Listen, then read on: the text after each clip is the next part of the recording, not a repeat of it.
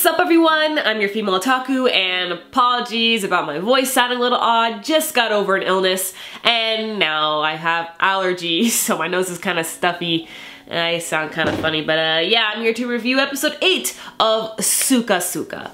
And with this episode, a majority of it was very adorable, a bunch of romance, you know, in the air, with both Cathali and even a little bit of Nightglatho, which is always great to see screen time with Nightglatho. But before I get to her, let me talk about Cathali. Cathali, we see that she is starting to lose more and more of her memories. And we know that she will be fully possessed by Elk, the red-headed girl that Cathali has seen once or twice before, or really once before and then again in this episode towards the end. And Cathali's losing her memory. First it was slight things like, you know, oh, where was the pepper? Then it started to be a little more serious with losing important memories about how her and Willem first met, and then forgetting the names of the children who she hangs out with every single day. A little bit more towards the end of the episode, one of the children falls off, and Willem was about to use his powers to go save her, but Cathali, turns out her powers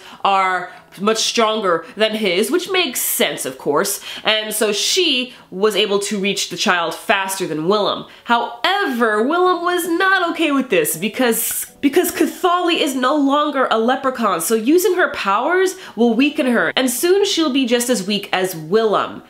But there's a little bit more to that, because now that Cathali used more of her powers, she is transforming, or really being taken over by Elk faster. You see, things could have gone great for a while. You know, the process was slow, so maybe Willem and Cathali would have had a chance to get married, you know, date a little more, stuff like that. But since Cathali used her powers, the possession will be here sooner than we think. And now it's only a matter of time before she even forgets who Willem is. Which is sad though, because we find out when Willem was talking with Ren and Ithia, I think her name is, when he was talking to those two, he mentioned that any man would start to become unfazed and would start to give in if a cute girl keeps pestering them. And I'm just all like, I don't really think that's true for all guys, because I know I've done it myself. Listen, if you were a high school girl like me and you kept on pestering cute guys, chances are you failed.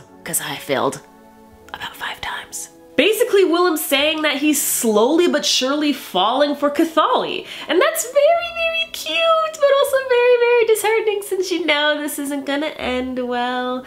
But in the meantime, with Nightglatho, she admits that she wouldn't mind being with Willem for a couple of years. Wouldn't mind marrying him, just wouldn't mind being together. She'd be happy to provide children for him. And basically Nightglatho's way of saying, I like you. But Willem's just like, can I pretend I didn't hear that? Just, buddy, you sure got away with words. Overall, this episode was very, very cute and again romantic, but a perfect setup for the tragedy that is to come. Nothing being forceful within this episode. I was getting worried because when Willem started to cry, I was just like, oh no, not this again. But Cathali smacked his face and basically told him to get over it, not to worry. So I'm really happy we didn't have to go through that cycle again. Save it for the finale, please.